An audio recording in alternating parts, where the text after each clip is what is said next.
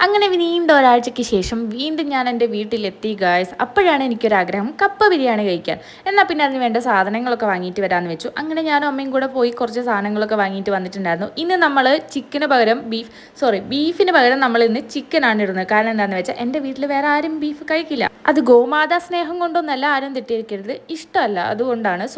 ഇവിടെ ഞാൻ എടുത്തിരിക്കുന്നത് ഒരു സവോളയാണ്, ഒന്നര സവോള എടുത്തു. അത് കഴിഞ്ഞിട്ട് കപ്പ നല്ല പോലെ ഞാൻ ഉടച്ചിട്ടുണ്ടായിരുന്നു കേട്ടോ. ഇത് ഉടയ്ക്കാനായിട്ട് നല്ല ശക്തി വേണം, കാണും പോലെ ഒന്നല്ല, നല്ല ആരോഗ്യം വേണം, എന്നാൽ മാത്രമേ നടക്കുള്ളൂ. അപ്പം എൻ്റെ അമ്മയായിരുന്നു എന്നെ വന്ന് ഹെൽപ്പ് ചെയ്തിട്ടുണ്ടായിരുന്നു. എന്നിട്ട് നമ്മൾ നേരത്തെ അരിഞ്ഞ് വെച്ചിട്ടുണ്ടായിരുന്ന ഉള്ളി പച്ചമുളക് എല്ലാം കൂടിയിട്ട് നല്ലപോലെ മിക്സ് ചെയ്യണം. ക്യാമറ കണ്ട എൻ്റെ അമ്മ ഭയങ്കര അഭിനയ സിങ്കായി മാറും കേട്ടോ, എന്താണെന്നറിയില്ല. ഓക്കെ, അപ്പോൾ അതിലോട്ട് നമ്മൾ കുറച്ച് ഉപ്പ്, മല്ലിപ്പൊടി, മുളക് പൊടി, മഞ്ഞൾപ്പൊടി, ഗരം മസാല അങ്ങനെയുള്ള പൊടികളെല്ലാം ചേർത്ത്, പിന്നെ ഞാൻ നേരത്തെ കാണിച്ച ചിക്കൻ ഉണ്ടല്ലോ, അത് ഞാനൊന്ന് വേവിച്ചിട്ടുണ്ടായിരുന്നു.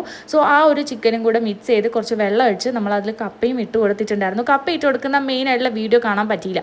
ആൻഡ് ബാക്കിൽ ഈ ഇമോജി തല വെച്ച് നിൽക്കുന്നത് എൻ്റെ അനിയനാണ് കേട്ടോ. അവന് ക്യാമറ കാണുന്നതേ ഇഷ്ടമല്ല. അപ്പോൾ അവനെ ക്യാമറയിൽ ഇൻക്ലൂഡ് ചെയ്യാൻ വേണ്ടി അമ്മയെടുത്ത വീഡിയോ ആണിത്, പക്ഷെ അവൻ സമ്മതിച്ചില്ല.